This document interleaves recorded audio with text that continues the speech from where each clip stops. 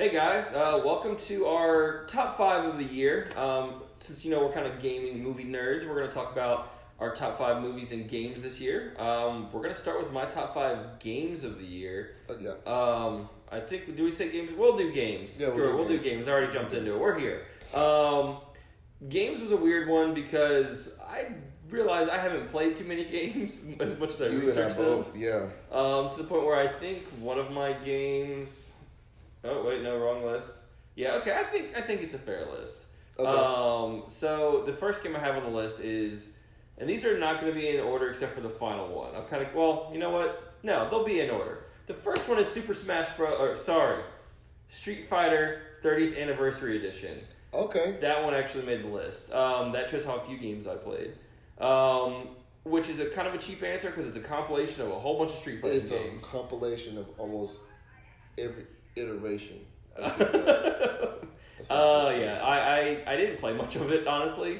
I was just really happy to have it. It's one of those things, as someone who plays a bunch of fighting games, I want a big collection of fighting games, and that one had a crap ton. So I was like, yeah, you know what? That'll make the list. One thing to keynote, I don't have a PlayStation 4, so most of the top games that you played this year are not on my list.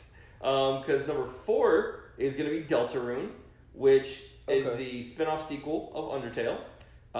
It's a short little 3 or 4 hour game, but it's something it gave me that kind of nostalgic feeling for Undertale when I played it originally, with new characters and a new world. It's something I definitely recommend playing if you have played Undertale, because it's got a lot of kind of cool little Easter eggs. You may be like, oh wait, hold on, what's going on there? But it's nothing, too crazy. It's a short little game. It's only chapter 1 and a game that might come out like 2 years from now. So that's going to be kind of the worst part, is waiting for the rest of the game. But I think it probably would crack my top 5 because, again, I played very few things. Number 3, we're going to go Super Smash Bros. Ultimate there. Probably the best fighting game of this year, and that's saying a lot.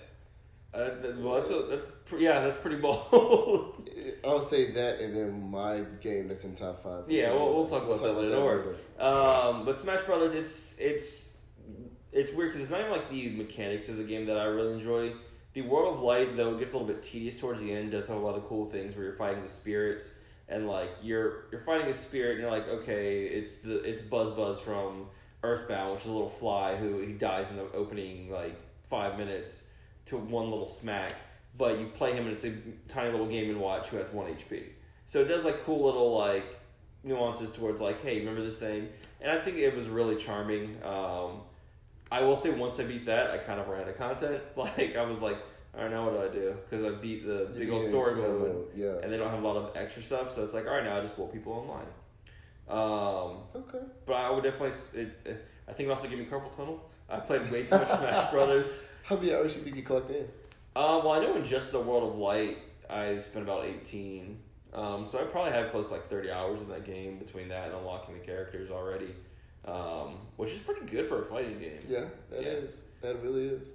Number 2. Number 1 and number 2 came out the same day, so if you know your release dates. Number 2 was Monster Hunter World. I knew it. Okay. Monster Hunter was a fantastic game that kind of breathed life into a kind of repetitive franchise in Monster Hunter, which I love those games, but they're not too different from one to the other. It's sort of like Pokemon games. But Monster Hunter World, it was cool because it was interesting, like someone who had played the previous ones, having so many new people play it. Like, oh, how to do this? I'm like, come with me, I will show you how to play the game. To the point where, like, I still pop it in. It came out, I think, like January. Came out in January. And I still pop it in now, and that's pretty good lifespan for a game that only has so much monsters and skins and weapons out of them. Yeah. Monster Hunter, very, very good game. But number 1... Wait, before you say number 1, because already... Yeah, you already know number 1 is. Go ahead. Disclaimer for Monster Hunter World. I will say this. I don't have a problem with Monster Hunter World. It's just, I guess it's a game I just couldn't get myself into. Because to be honest, like we were talking about, if you heard us on the channel before, I've said my biggest problem was I was looking for a story when it's more like, hey, we're just killing monsters and getting weapons. Yeah, they sprinkle some story in there. Like, it's like one of those things where you have to do a whole bunch of like just things on your own. They're like, yo, there's some story over here real quick. and you go eat a little bit of You eat a little bit story, of story, and then you just go on your back adventure. and do on an adventure. And it's just like, for me, it's not bad, but I was just like, I mean, you would hate the other Monster Hunters then, because the other Monster Hunters, it's like no story. that's what it's like. I might get into it later, but as of now, it wasn't on my top 5 list. It's like entertaining. It's like when you go to eat something. It's like, oh, eat a hot dog, and then it tastes like a taco. You're like, no, this isn't what I wanted. This isn't what I wanted. It's like, it's still good, but I didn't want to eat this. Exactly. That's what I was like. Yeah. But it's still a good game. It's not in my top 5, but it was still a good game. This wasn't what I expected. I'm a fat guy because both my metaphors are just made we're both eating. Number 1, most people could probably anticipate it. Dragon Ball Fighters. That is in my top 5. That game is really good. I'm calling it now. Best Dragon Ball fighter game, period. Well, that's when earlier you're like, yeah, Smash Bros. Is probably the best fighting game that came out this year. I'm like, you better watch your verbiage. So that's what I was like. That's why I said that, and I was like, wait, my top 5 game isn't in here yet. Yeah. And you called it. I was like, as soon as you said Monster Hunter, I was like, I know exactly what your number 1. Yeah, Dragon Ball Fighters, it's one of those games where the game mechanics were on point, the graphic style was perfect, to the point where I've had people watch that game who've never played a fighting game, maybe they've even watched Dragon Ball Z, and they're like, this game looks amazing. I'm like, it is. Yeah. It's one of those games where I always worry with fighting games how much of a lifespan they have if they're not named Street Fighter. Yeah. And this one being it's its own kind of a release, like where it's a new pretty much venture for these Dragon Ball games, and where like Street Fighter it lasts because it lasts until the new Street Fighter comes out. Yeah. I'm like, I hope this lasts until the new Dragon Ball Fighters comes out. And I was just about to say that, putting in a note on that, what I love about this game specifically, what I really love about this game is because the last couple of Dragon Ball games, including Xenoverse, not bashing anybody who still plays Xenoverse, who's going to be getting the Brawly and the Brawly expansion pack next year.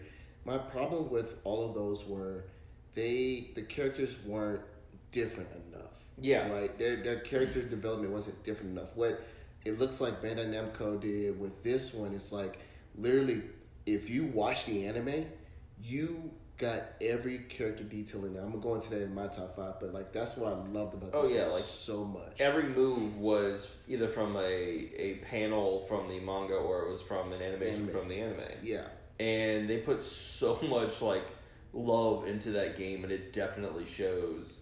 And it's one of the things where I hope they keep supporting it, because it pretty much, even though Street Fighter headlined EVO, Dragon Ball FighterZ was the most watched game at EVO. Yeah. So it's like that game on its own, like it's just so amazing. And besides, Fortnite, like one of the most competitively esported games, like fighting games, was. Oh yeah, Fighters. yeah. Like I would tune, like sometimes, like I don't watch a lot of Twitch streams, but sometimes I just hop on and see like who's streaming Dragon Ball FighterZ right now, because I just want to watch it. Like it's just a damn pretty game. Beautiful game. And that's why it's number 1 for my game of 2018. But yeah, you're probably going to see a lot more videos of our top 5s for the year. Don't forget to like, share, and subscribe. Write your number 1 game of the year down in the comments. Hit the bell for notifications. Follow us on Instagram, Facebook, and Twitter. See, I got Instagram that time. Yeah. Stay tuned for 2019 because we got a lot more content coming for you guys. Anything from you, Julien? That is it. You're going to hear it. Like you said, top 5 is going to be out through the rest of the week. Happy holidays. Just thank you for being with us, and stay tuned for what we have in store for 2019. Thanks, guys.